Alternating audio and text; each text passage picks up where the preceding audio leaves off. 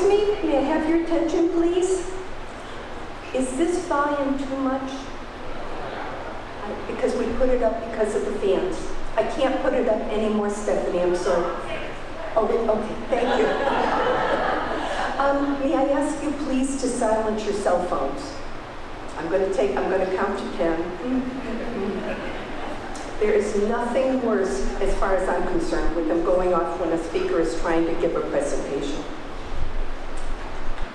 You can put them on vibrate. It's okay. All right, now that we've got that out of the way, good evening. I'm Pat Kosicki. I'm the president of the Acton Garden Club, and it is my extreme pleasure to welcome you all to the first lecture of the Shirley Toll Memorial Lecture Series. Since many of you, I guess, are not Acton Garden Club members, I'm going to tell you briefly about us. The club was organized in 1934, and therefore we'll be celebrating our 80th anniversary next year, which is quite a milestone. Along with our regular monthly meetings with a program speaker, we also have a very large horticultural study group, that's the Dirt Diggers, a well-attended floral design study group with hands-on projects. We provide a $2,000 scholarship annually to an Acton resident graduating from either Acton Boxborough Regional High School or Minuteman Regional High School who intends to pursue a career in an area related to the environment. We also provide a teacher's grant up to $500 for environmentally related programs and projects. A very important requirement of all of our members is joining and working on one of our 4 community service committees. We put seasonal plantings in the troughs and the containers in Acton Center and in the West Acton Village area. We maintain 3 beautiful historic gardens, a wildflower garden at Meeting House Hill, the vast garden on the front of that hill along Main Street. We call it Daffodil Run. You probably see it ablaze with daffodils in the spring. And an herb garden in the Acton Arboretum. We also conduct a garden therapy program at Emerson Hospital. So as you can see, we don't just go to meetings and sip tea, we are doers. In fact, we often are referred to as the Action Garden Club by members of the Garden Club Federation of Massachusetts, of which we are a member. Shirley Toll joined the Garden Club way back in 1957 and remained actively involved with it until her death in 2009. During that time, as well as serving as president, she was involved in many projects. The one that was of which she was most proud was the wildflower garden at Meeting House Hill. Under her leadership, this garden evolved from a very kind of interesting idea into reality and is still a joy to walk through today. Because Shirley strongly believed in the goals of the club, and that is to promote greater interest in gardening and to share experiences that shall be of mutual benefit, she bequested us a generous sum of money requested a sum of money to the club. A committee was formed to look at how best to use the funds and how to honor Shirley's memory. It was decided that we would provide a lecture series free of charge to the community, dealing with items concerning horticulture or the environment, hence the Shirley Toll Memorial Lecture Series.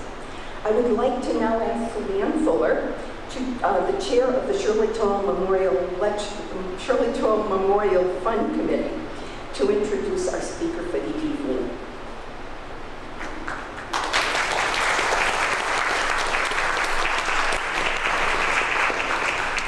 Thank you, Pat. First, I'd like to introduce our committee. Would you please stand when I call your name? Stay standing. Maureen Christmas, Peggy Garrison, Joan Yateau, Phyllis McDonough, and now here tonight is Kathy Foxman, and she's traveling on business. Thank you, all of you.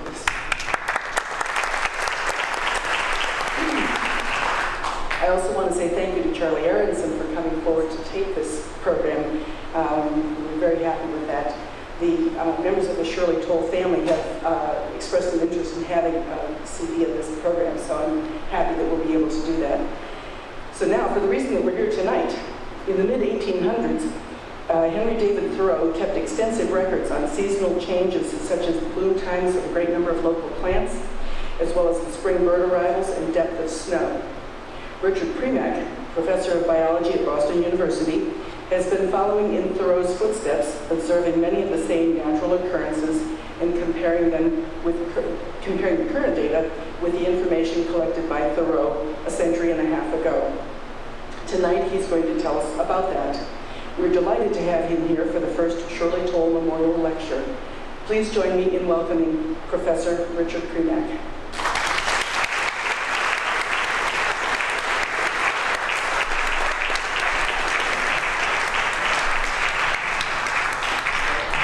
Thank you very much for the introduction. Is the microphone on? Is the microphone working? It's working? No? I can't get it. Is that better? Can you hear me now? Oh, good. How about that? Is that okay? No? Maybe maybe I'll use the microphone here. Is it better? Okay. Okay, that's better. Okay. Well, thank you very much for that introduction. It's a pleasure to be here tonight and to tell you about some of the work which my students and my colleagues have discovered over the last dozen years in this area, in the nearby town of Concord. But a lot of the issues that we've been investigating in Concord are very similar to the situation here in Acton or the surrounding communities. This project began in 2003 when I was working on a textbook in the area of conservation biology. And I was struck by the fact that the sections on climate change, which I had originally written in 1992, had been getting bigger and bigger and bigger, and were threatening even to become a chapter on their own in my conservation biology textbook. But as I looked at this chapter that was getting bigger and bigger, I was struck by the fact that all of the examples that I was citing were from places far away. So back 11 years ago, people were talking about polar bears in Alaska. They were talking about wildflowers in the Swiss Alps. They were talking about frogs in the mountains of Costa Rica. So all these examples in my textbook were from faraway places. And I wondered, if climate change is happening everywhere, why don't we see any evidence for it in the eastern United States? And particularly, why don't we see any evidence for it in New England? And even more particular, why don't we see any evidence for it in eastern Massachusetts? So in 2003, I decided to completely change the kind of research that I was doing. So prior to 2003, I was going off whenever I had free time to Southeast Asia and looking at the effects of logging on tropical forests on the island of Borneo. But I decided in 2003 I would stop doing that and I would devote the next few years toward finding the effects of climate change in Massachusetts. And if you look back 11 years ago, that's when George Bush was president, and he and his administration were very skeptical of the reality of climate change. They said this was a scientific controversy, and they weren't really sure about the reality of climate change. And so in 2003, it also seemed very important to investigate climate change and determine if there was a reality to this field, and if so, to make the American public and the administration aware of the reality of climate change. Since that time, of course, we've gone through a cycle where the American public has felt very strongly about the importance of climate change, and now it's becoming a little bit less important as we have other priorities like the economy and various wars that we're fighting. So again, it's important to think about the importance of climate change and to find examples of climate change. So this was really our quest in 2003 was, could we see any evidence of climate change here in Massachusetts?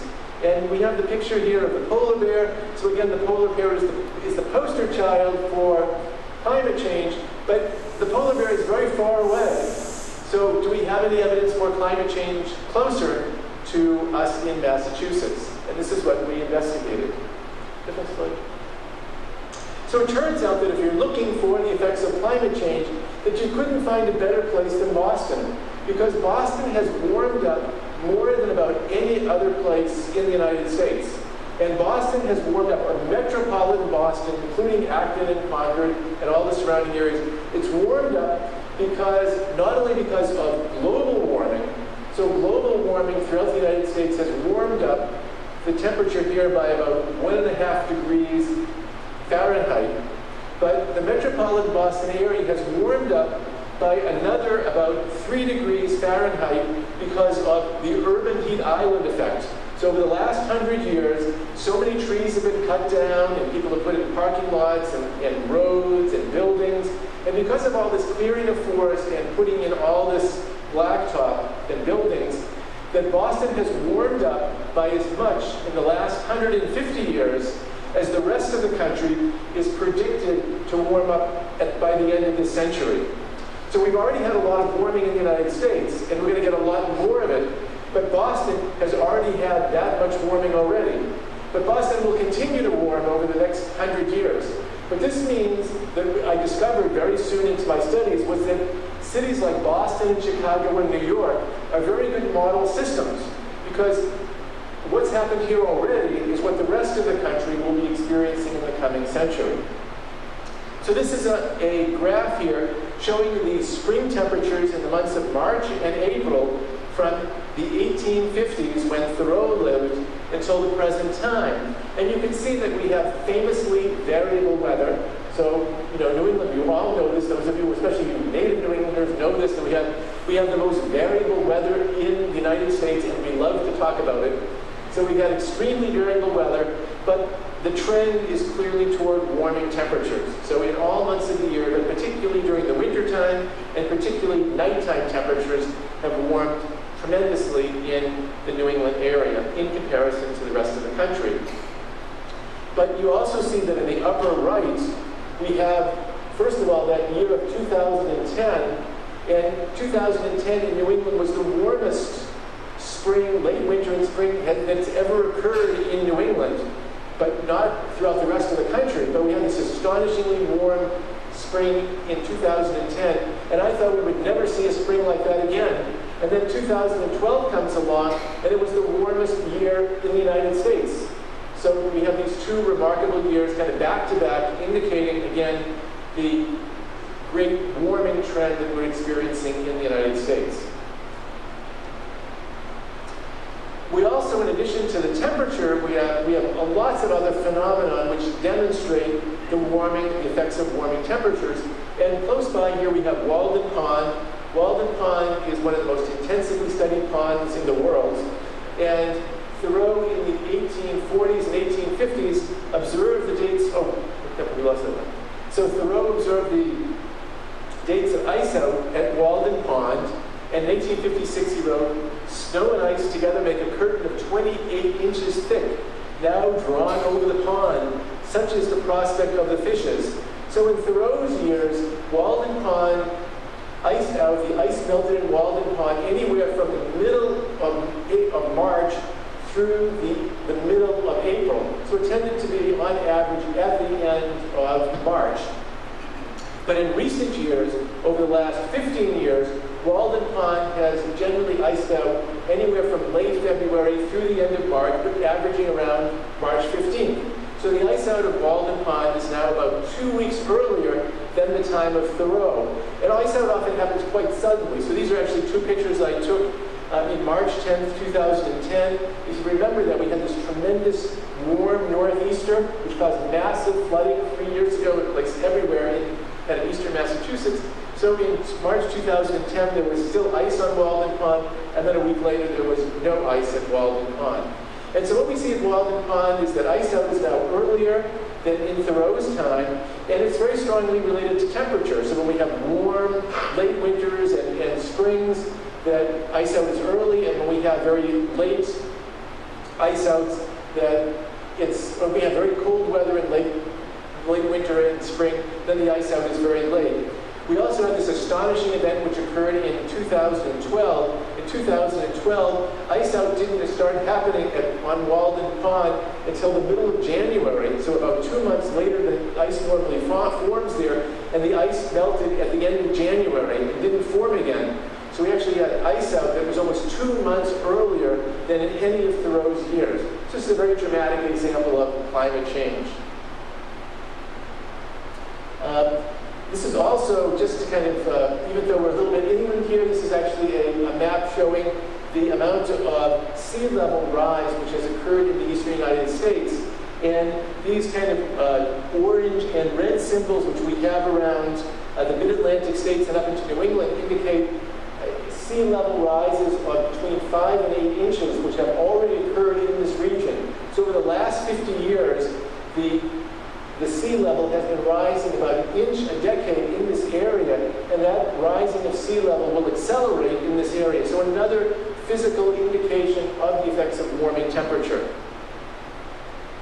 But what we were really interested in doing, starting 10 years ago, was to see what the biological effects of climate change would be in Massachusetts. So what would be the effects that we would see of warming temperature? What kinds of ecological effects could we see of a warming temperature? And the second question is, why should we care about this? Well, I'm a native New Englander, so I can sort of say that most New Englanders would be happy to have a milder winter and a warmer spring, an earlier spring. We would like that. And a longer summertime, we would like that.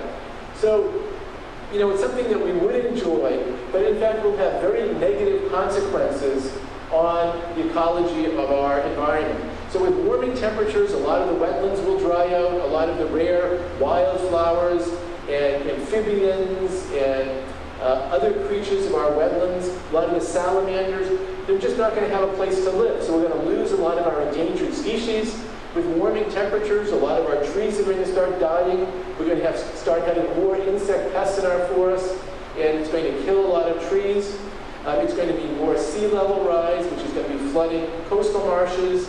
It's going to be having all kinds of negative economic impacts on this region, just aside from a warmer spring and an earlier spring. It's going to have very serious negative consequences.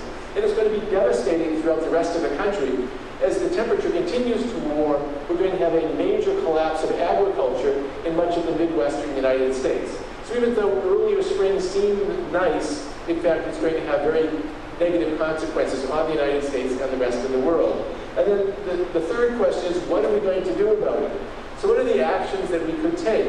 And throughout the Boston area, people are very concerned with climate change and thinking about things like reducing carbon dioxide emissions and taking efforts to try to deal with these warming temperatures. And what I'm going to talk about today is some of the biological things that we need to start thinking about. So if we start looking for the indicators, the biological indicators of a warming climate, first of all, what we'd be looking for is phenology. Phenology is the timing of biological events. So when plants start flowering in the spring, when trees start leafing out, when birds arrive. So can we see the evidence of climate change on phenology? The second indicator is distribution. So many species are very responsive to temperature in terms of being found higher up in mountains or hills or being found further north. Can we see any of that evidence in Massachusetts? The third indicator is changing abundance. So as warming temperature will create winners and losers. Species that like warm temperatures will do better. Species that don't like warm temperatures will start dying off. Can we see those kinds of indicators in Massachusetts? So what we began to do in 2003 was to locate old records from anywhere in Massachusetts related to the timing events, the abundance of species, the distribution of species, and we did this through a classic kind of networking strategy. We went to meetings like garden clubs, birding clubs, insect clubs, anywhere that people were gathering about an interest in the environment. And we told people we were looking for old records relating to phenology or the changing abundance of species. We went to university libraries, we just went through the old records. We posted notices on listservs and websites. And at one point, when we realized that Concord would be a very good place for this kind of work, we actually went around Concord posting notices at supermarkets, the town hall, the library, and just trying to get information from people. And people started sending us information that they thought might be of interest about old records that they had and they thought that other people might have. And as you might expect, most of the information that people sent us was not particularly useful, but some of it was extraordinarily useful. And we've been working on this data now for the last 11 years. So of all the records that we encountered, all the rich data sources that we encountered from the metropolitan Boston area, by far the best data source that anyone told us about was the fact that Henry David Thoreau, during the 1850s, kept extremely detailed records about when plants were flowering in Concord, when trees were leafing out, and when birds were arriving in the spring. So we have lots of other records, but those were really the best records that we ever found. And Thoreau is very quotable. So Thoreau says, "I want to go away soon and live away by the pond, but my friends ask what I will do when I get there. Will it not be employment enough to watch the progress of the seasons?" So in Walden, of course, he was writing about the seasons, but in a fairly general way. But beginning in 1851, Thoreau started keeping extremely detailed records about when he would see the first open flower of a certain species in the spring, when he would see the first bird of a certain species arrive in the spring, and he did that through 1858, and then compiled these in a series of tables, which we acquired also in 2003. Someone had copies of them and gave us all these copies, which we then used in our research. Next slide. So this is an example of Thoreau's journals, or his tables that he made up. And so this is a table showing, you can see the dates in May. So those numbers to the left of his species names are dates in May when he saw certain species first flowering in this particular year. Thoreau had extremely bad handwriting. He had really bad handwriting. And he also started off using common names and then switched to scientific names. And also his common names and scientific names are often different from the names we use today. So it actually took us several years to decipher all of his names and integrate them with modern names. And what we started doing was going out into Concord and looking for these same species in the same places that Thoreau did. And here's another quote from Thoreau. "One has as much as he can do to observe how flowers successively unfold." So beginning in 1851, Thoreau would actually go out every day of the week in the spring and record when the flowers were open. The first flowers would open a particular species and record these in his journals. So we began to go out in Concord in 2003, looking for the first open flowers of species like rhodora or bird's foot violet. So we had Thoreau's records. There was also another very active naturalist in Concord who was named Alfred Hosmer, who actually kept very detailed records of also when plants were flowering in Concord in 1878 and again from 1888 to 1902. Hosmer, of course, is a big Concord family. Actually, just out of curiosity, any Hosmers here? Any Hosmer relatives? Anybody have a relative Hosmer? No? No Hosmers? Well, there's lots of Hosmers still living in this kind of area, and I've encountered them every once in a while. But anyway, Alfred Hosmer kept records from mostly from 1888 to 1902, exactly like Thoreau did.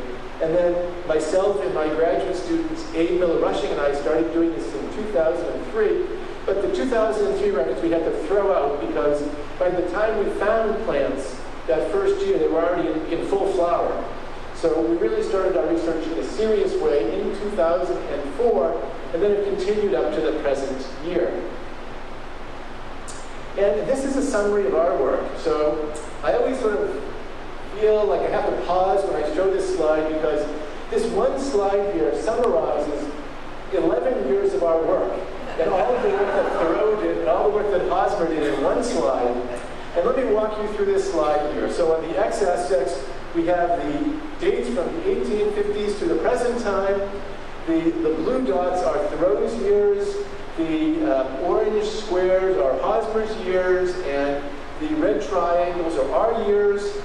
The y-axis is the average flowering date for 32 common wildflower species that Thoreau saw in every year, Hosmer saw in every year, and we saw in every year. So common wildflower species like highbush blueberry and shagbush and common blue violet. So things that are really common then and still common today. So when we saw the first flower in the spring. And so you can see that for Thoreau's years there's a lot of variation. But on average, the plants are flowering around May 14th. So the average for all of Thoreau's years is about May 14th. Then in Hosmer's years, they were flowering around May 10th on average. So a lot of variation. So we have early years and late years, but about May 10th. And then for our years, it's around May 4th. So the plants in Concord, so even though Concord still seems very pristine and have all the old buildings and the Old North Bridge and all that kind of stuff, in fact, climate change is happening in Concord, and the plants are now flowering about 10 days earlier than in Thoreau's years.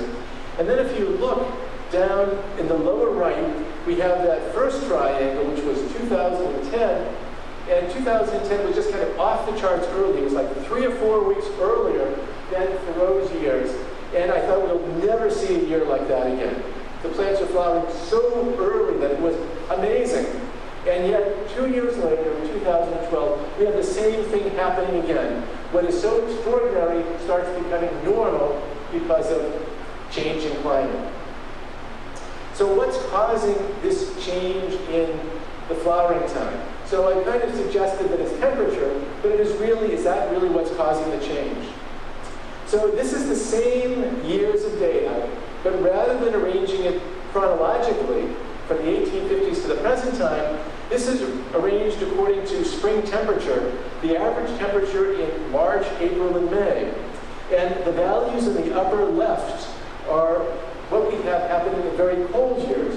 So in cold years, the plants are flowering late.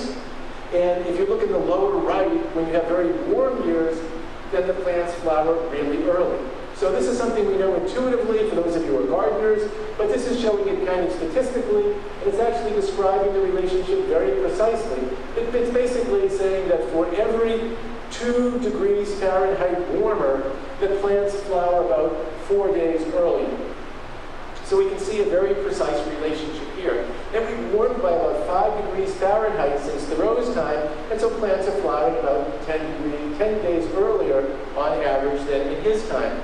And this, if you look at these 2 dots in the lower right, so we had the most extraordinary warm years in 2010 and 2012, and we were curious if these unbelievably warm years result in a flowering time which could be predicted from all of Thoreau's observations and our own observations. And that line here tells you kind of the trend of all the observations for all the years except for 2010 and 2012. And you can see that this kind of off-the-charts early warming that we had in those years, that it can correctly predict when plants would flower in those years.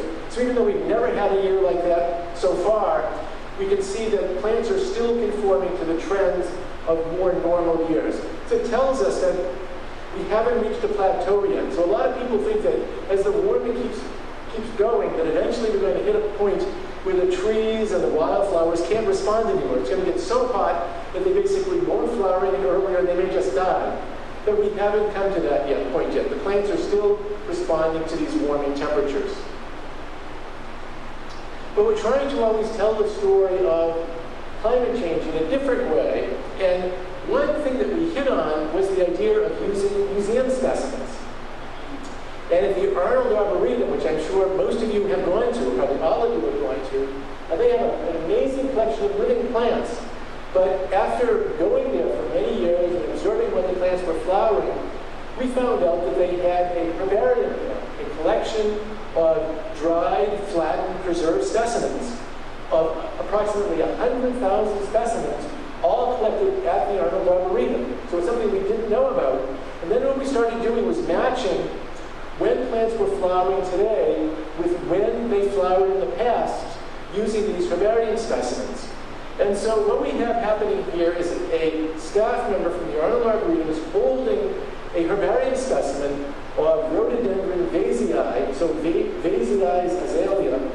So this was collected on the grounds of the Arnold Arboretum on May 19, 1938. So I can read that sign that the woman on the left is holding.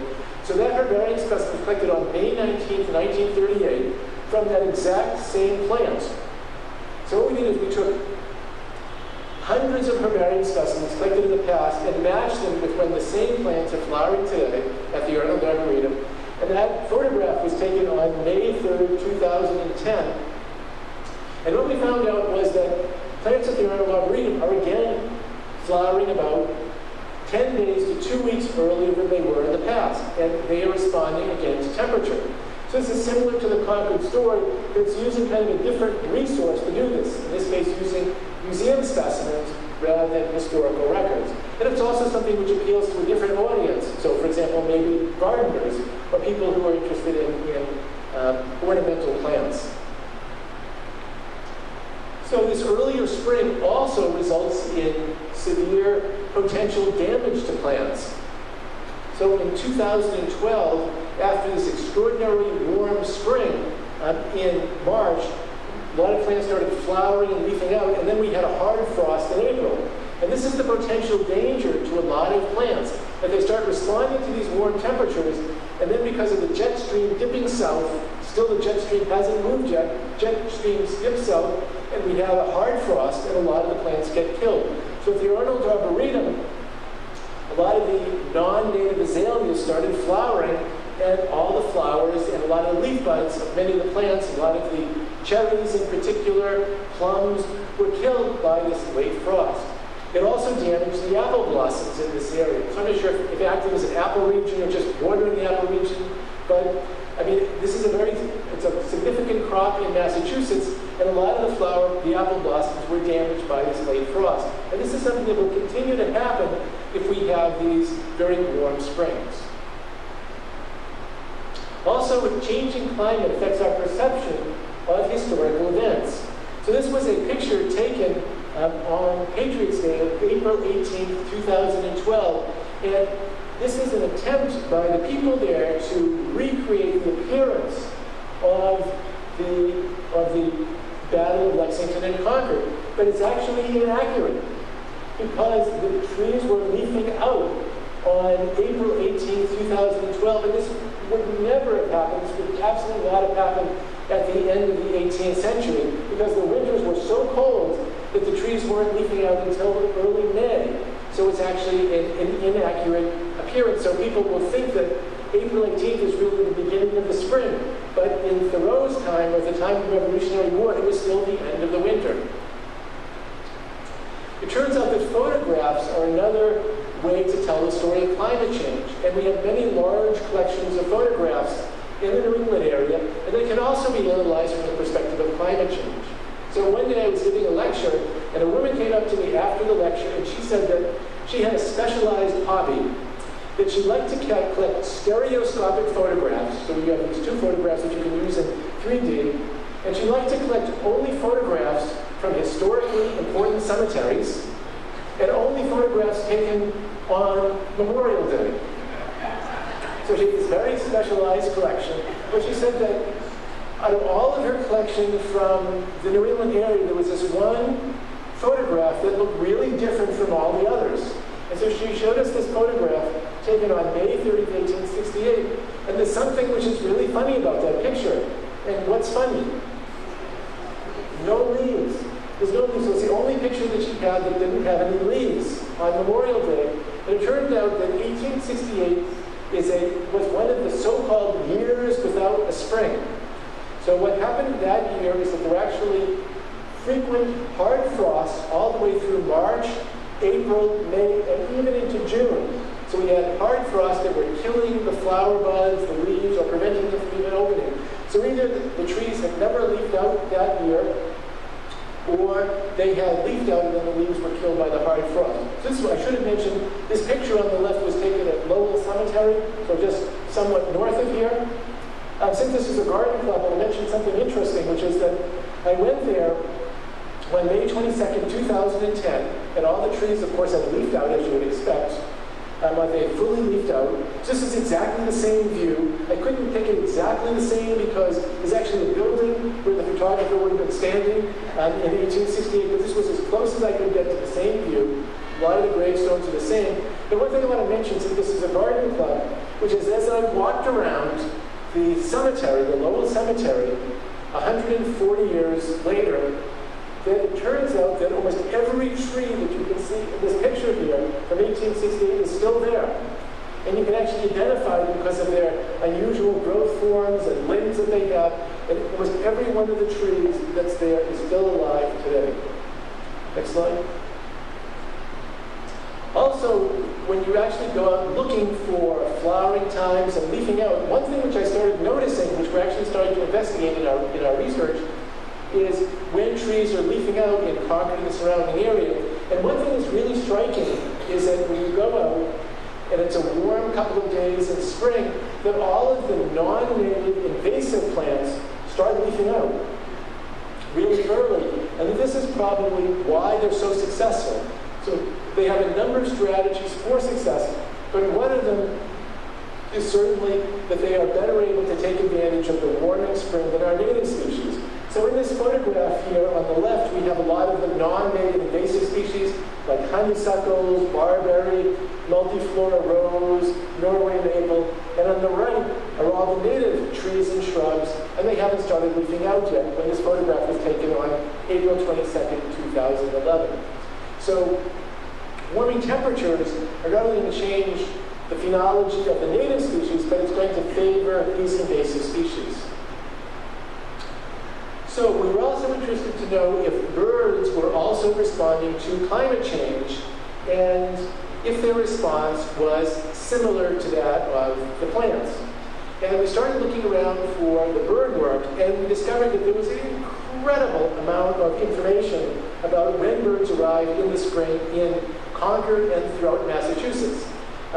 So Thoreau started observing birds in the spring, and then many other birders in Concord, all during the 19th and 20th century, have continued this tradition of recording when birds arrive. But there is such an immense amount of bird data in Massachusetts that we've only analyzed the best data sets. We haven't even gotten around to analyzing all the data which is available.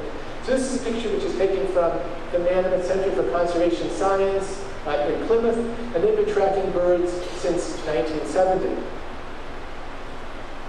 And what you find in the bird data is that there are some examples of birds which have arrived amazingly earlier than they did in the past. So we found a woman who lives in Middleborough, Massachusetts, actually a very well-known environmentalist in Massachusetts, Betty Anderson, who some of you may know.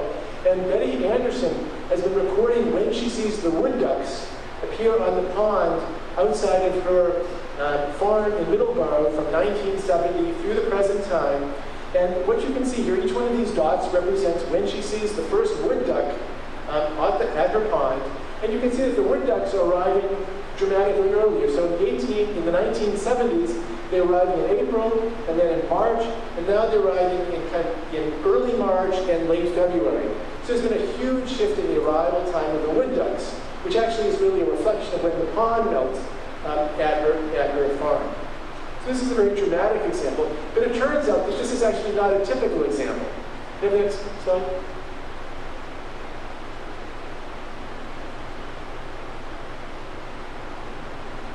So we've actually now have been analyzing many different data sets. So data sets from Mount Auburn Cemetery, from Middleborough, Massachusetts, other data sets from Middleborough, an incredible set of data from Concord. Actually, Concord, as far as we know, Concord has the most complete records of when birds arrive in the spring of any place in the United States. So I'll say that again. So it has the best records of bird arrival times of any place in the United States from Concord, Massachusetts. And then also the records from Manamet in Plymouth, Massachusetts. And what all these data sets tell us is that birds are tending a little bit to arrive earlier in the spring. So aside from the wood duck, that most of your warblers and flycatchers and sparrows and other birds like that, they're arriving a little bit earlier in the spring, but only by a couple of days. So in contrast to the plants, which are flowering 10 days to 2 weeks earlier, birds are responding a little bit earlier. They tend to come a little bit earlier in warm years than in cold years, but the trend is not nearly as strong as plants.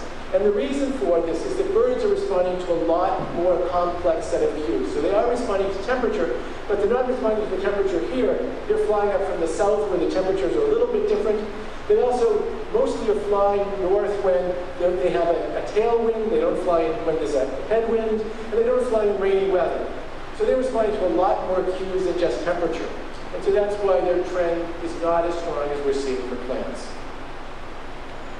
So it turns out that we realize that insects are the missing link.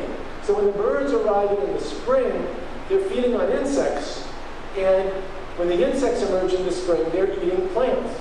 So if we want to see if there's a potential ecological mismatch between the birds and the plants, if the birds are not responding to temperature as much as the plants, maybe when the birds arrive, they won't have anything to eat. But what they're eating is insects. So what are the insects doing? So for about 8 years, we were searching for insect data, and we couldn't find it. We kept asking everyone we could think of where there was insect data. Is there honeybee data? Is there beetle data? What kind of data can we get about insects in Massachusetts? And we couldn't find any data. We kept going to the entomological clubs and the beekeeper clubs, and no one could tell us where we could find any insect information. And then we discovered butterflies. And it turns out there's the Massachusetts Butterfly Club, and they have an incredible amount of information about butterfly flight times that they've been gathering since 1992 in Massachusetts. And in particular, we started analyzing a group which is called elfins and hairstreaks, because they are short-lived butterflies. They come out very suddenly in the spring and the summer. Different species come out at different times. They come out suddenly, they're really abundant, and then they all die off. So a very good indicator species for climate change research. And what we discovered was that these elfins and hairstreaks are very responsive to temperature. So they're just like plants, that when it's warm, they come out early. When it's cold, they come out late. Right after we published our research, another study came out about the bees of New England. And this study showed, using kind of a data set of museum specimens of bees, that bees are also very responsive to temperature. So these are native solitary bees. So these bees are also coming out really early in warm years and late in cold years. So that the bees are really, the insects are also very closely related to the plants, and that the birds are really somewhat out of the same sequence. And then, while we were thinking about these results, we came across this quote by Thoreau. So Thoreau says, "Insects and the smaller animals follow vegetation. The greater or less abundance of food determines migrations. If the buds are deceived and suffer from frost, then are the birds." So in the 1850s, Thoreau was describing the ecological relationships between birds and insects and plants, and how they were affected by extremes of temperature. Of course, he was talking more about frost rather than warm temperatures, but in the 1850s, he was already talking about these kinds of ecological interactions and how they were affected by extreme temperatures. And so Thoreau was already a climate change scientist back in the 1850s. So it was really kind of amazing how insightful he was about these kinds of interactions. So what we've also been involved in doing is linking up with citizen science projects. So we're not only making these observations ourselves, and not only working with professional and extremely enthusiastic amateur naturalists, but increasingly these kinds of observations that we've been making are being made by large networks of what we could call citizen scientists or enthusiastic naturalists, or people like yourselves. And the United States government, the National Science Foundation, and certain institutions like Cornell University have been putting a lot of resources into developing these large networks where people can observe when things are happening in the spring. Like in this case, this is the movement of monarch butterflies from the southern United States into the northern United States. So one of the ones which is very active right now is the National Phenology Network. Another one is called Project Budburst. We've actually started one for the New England area, which we call Field Station Concordia. And then there's one which is called eBird, which is specifically for birders. And all these networks encourage people to make observations and then submit them to these networks. So these networks help the people to organize their records and also provide this information for scientific research. So for any of you who are interested in this subject, this is something which is very good to get involved in. So one of the things that always happens when you do research, you discover something else in the process that you really weren't looking for initially. And what we discovered as we started to look for the wildflowers in Concord, for when they were flowering, we kept seeing over and over again that many of the wildflower species that Thoreau had observed and that the later naturalists like Hosmer had observed, we couldn't find. And when we talked to the naturalists in Concord, the very active local naturalists living and working in Concord today about where to find these wildflowers, they often couldn't tell us where we could find them. Or we would go there and to the places that they said they occurred, and they didn't occur there anymore. So after a while, one of our secondary projects became making a flora of Concord and to see to what extent we could locate the wildflowers that Thoreau, Hosmer, and other naturalists had seen.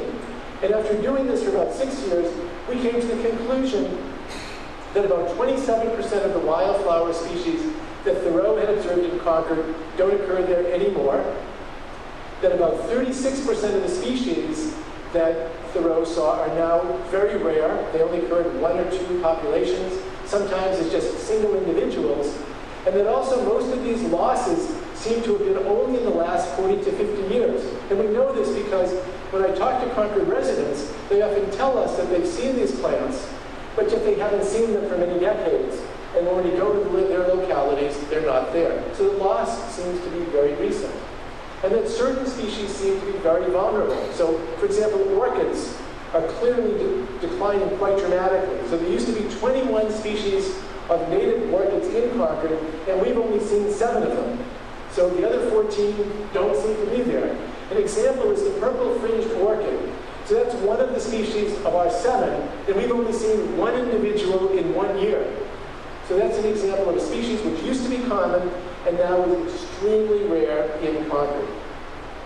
And we know that at least some of the responsibility for this decline of wildflower species is due to climate change. It's not due to land use change because Concord is still about 2/3 undeveloped, so there's a lot of land for these wildflower species. They just don't occur there anymore. But there are a lot of other potential factors like deer, pollution, water pollution, air pollution, destruction of certain key habitats, forest fragmentation. But we know at least partially that climate change is some of the responsibility. And we know this because a lot of the species that have been declining the most are the more northern species, the cold-loving northern species, and a lot of the more southern species are the ones which are increasing in abundance. So that tells us at least that partially that climate change is responsible. And if we look at the climate of Massachusetts, as I mentioned, the climate is getting warmer. But this is another way to think about how the climate is changing. This map on the right shows what the climate of Massachusetts is like now and what it will be like in the future in comparison to what it was like 50 years ago. On the left is a graph of various sort of climate change scenarios made by the International Panel on Climate Change. So the very kind of an average projection for future warming and then kind of a higher projection. And so if you just look on the map on the right, Massachusetts in yellow, migrating, shows you how the climate of Massachusetts will be gradually getting like states further to the south of us. And what you see here is that Massachusetts presently already has a climate like southern Connecticut. So we have a climate now like southern Connecticut sort of used to be. And in the next sort of 30 or 40 years, Massachusetts will have a climate like New Jersey. So Massachusetts will be like New Jersey. This probably won't make many Massachusetts people feel happy. But Massachusetts will have a climate like New Jersey in about 30 or 40 years, and then potentially will have a climate like northern Virginia by the end of the century. So that's kind of an average climate change scenario. But for those of you who are following this field, know that actually our climate is probably going to change even more rapidly than this average projection. And that it's quite likely that by the end of the century that we will have a climate like South Carolina. So our climate will be much, much warmer than at the present time. And as an example of how we're already experiencing this warming climate conditions, so those of you who are gardeners, I don't have to tell you, but now we can grow a lot of the plants in Massachusetts that people couldn't grow 40 years ago, like southern magnolias. In my case, one of the things that's the most dramatic example of our changing climate is fig trees. When I was growing up in Boston, you couldn't grow fig trees outside. You had to bury them underground during the wintertime or bring them inside in big pots. But now, in our garden, my wife and I grow fig trees quite easily in our backyard. We have to pile leaves on them in the wintertime, but aside from piling leaves on them, we don't really do very much to them. And we have a dozen fig trees which are growing in our yard and have never been affected by frost in the wintertime, which is a very dramatic example of of the effects of climate change. And tonight, before coming here, for my dessert, I had fresh figs from our fig tree. So the species that I want to mention is the Venus flytrap. The Venus flytrap, as some of you may know, occurs on the border of South Carolina and North Carolina. And with this climate change projection, the place in the United States which is going to be most suited to the Venus flytrap, potentially by the end of the century, is going to be Massachusetts. So if we want to protect the Venus flytrap, which is an endangered species and which Darwin called one of the most amazing plants in the world, we should start thinking about growing the Venus flytrap in Massachusetts. It's probably too cold for it right now, but by the end of the century, it's possible that Massachusetts will be the best place for the Venus flytrap. And we might think that it may not be possible to really protect a lot of our endangered wildflower species in Massachusetts now because it's going to get too hot for them in Massachusetts. And if we have species that are really concerned for here, then we might think about bringing them further north as a way of protecting them. And that brings us to a subject which is called assisted migration. So right now, we have a lot of endangered wildflower species in Massachusetts, and the whole emphasis of organizations like the Garden in the Woods and the New England Wildflower Society is protecting endangered species where they presently grow. And we should do that. But we also need to realize that a lot of the places that those species presently occur, it's going to be too hot for them, and they're going to die out where they presently are growing. And so we really need to think about bringing them further north to places where they could potentially live, either further north or higher in elevation. We need to do this very carefully. We need to make sure that these species don't have invasive potential. We need to make sure that they're being put into places where there are no other endangered species. But it's something that we really need to get on board with and start doing on an experimental basis, because these species are not going to be able to migrate fast enough on their own. The Venus flytrap, which basically it has seeds that fall on the ground, it's not going to get to New England over the next 100 years on its own because of all the roads in between and the agriculture, the towns, and Washington, D.C., and New York and Philadelphia. It's not going to get here on its own. So if this climate is really suited for it, we need to start thinking about bringing it here. So I just want to summarize what I've been talking about. And when I began this work with my colleagues and students 11 years ago, there was no example of the effects of climate change anywhere in New England, and there are only a couple of very small examples from even anywhere in the eastern United States. And now, Concord in particular, and Massachusetts in general, is the most well-documented place in the United States for the effects of climate change. So we and our colleagues and our students have found so many examples of the effects of climate change in this region. And I love this quote of Thoreau that we cannot see anything until we are possessed with the idea of it and take it into our heads, and then we can hardly see anything else.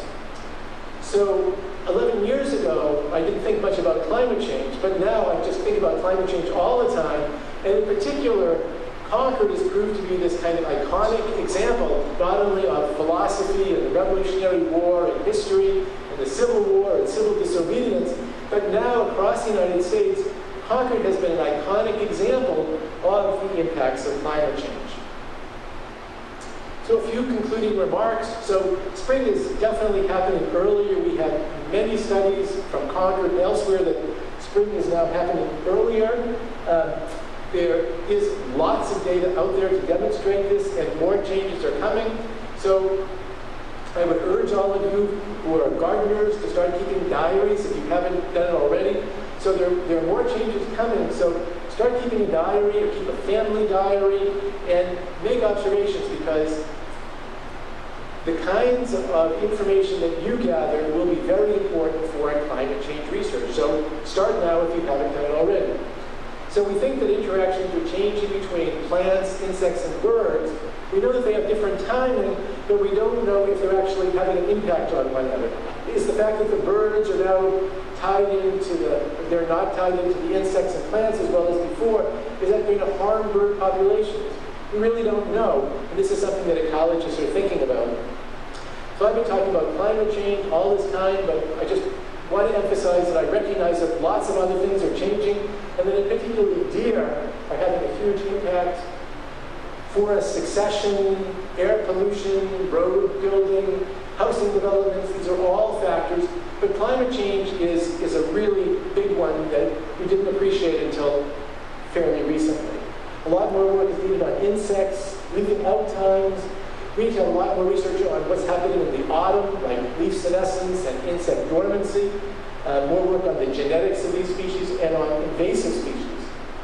We need to start thinking a lot about management. So in Concord, it's very striking that a lot of the places where we have really abundant wildflowers and butterfly populations are places where people have been cutting trees.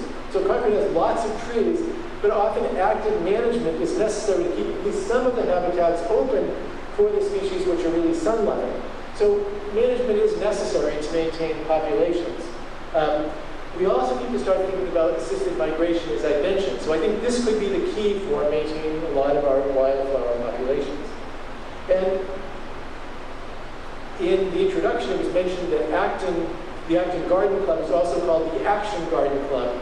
And so one of the things which is really important for horticulture, for making the public aware of nature and the environment is getting out there and making presentations, talking to people, writing articles.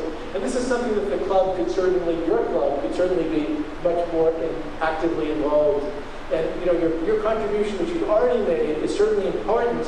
And this contribution could become even more important in coming years as the country starts taking actions to reduce the emissions of greenhouse gas. So when we started this project, again, 11 years ago, we had really no evidence of the effect of climate change in Massachusetts.